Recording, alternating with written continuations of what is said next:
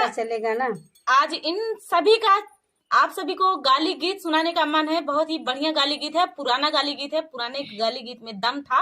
तो आप लोग बैठे रहिए और सुनिए, कहीं जाइएगा मत। तो चलिए देर न करते हुए सुनाते हैं आप सभी को ये प्यारा सा गाली गीत।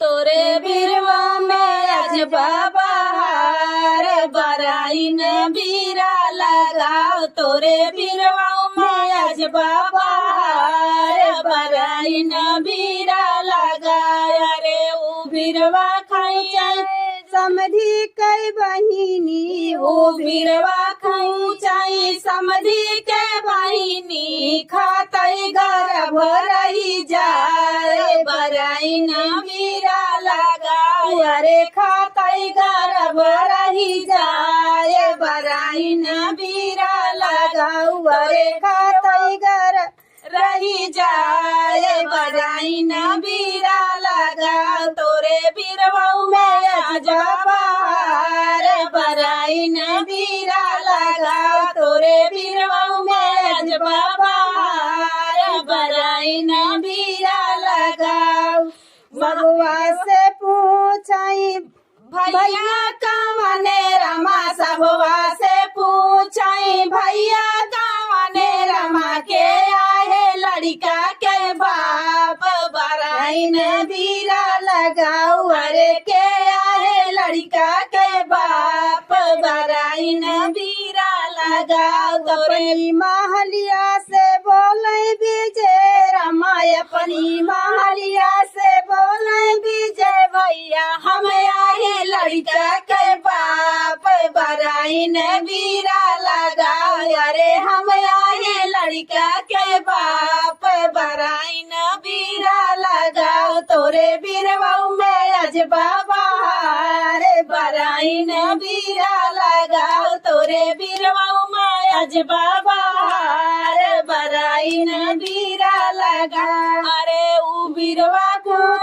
दुल्हा के बहिनी, वो बिरवा को दुल्हा के बहिनी, खातई गर्भ रही जाए बराई न बीरा लगाओ। अरे खातई गर्भ रही जाए बराई न बीरा लगाओ। तोरे बिरवाऊ में आज बाबा बराई न बीरा लगाओ, तोरे बिरवाऊ में आज बाबा बराई न बीरा लगाओ। अरे सबवा से बोलाई भैया का सबवा से बोलाई भैया कवने रमा के आए लड़का के बाप बराई न बीरा लगाओ। अरे के आए लड़का के बाप बराई न बीरा लगाओ। तोरे बिरवाऊ में आज बाहर बराई न बीरा लगाओ, तोरे बिरवाऊ में आज बाहर बराई न बीरा लगाओ। अरे भीतरा से निकले हैं भैया निखिल रमा, भीतरा से निकले हैं भैया निखिल रमा, हम आही लड़का के बाप बराई न बीरा लगाओ। अरे हम आही लड़का के बाप बराई न बीरा लगाओ। तोरे बिरवाऊ में आज बाहर बराई न बीरा लगाओ, तोरे बिरवाऊ में आज बाहर बराई न बीरा लगाओ। तो चलिए दोस्तों, गाली गीत कैसा लगा कमेंट में बताना दोस्तों। मिलते हैं नेक्स्ट वीडियो में, तब तक के लिए नमस्कार।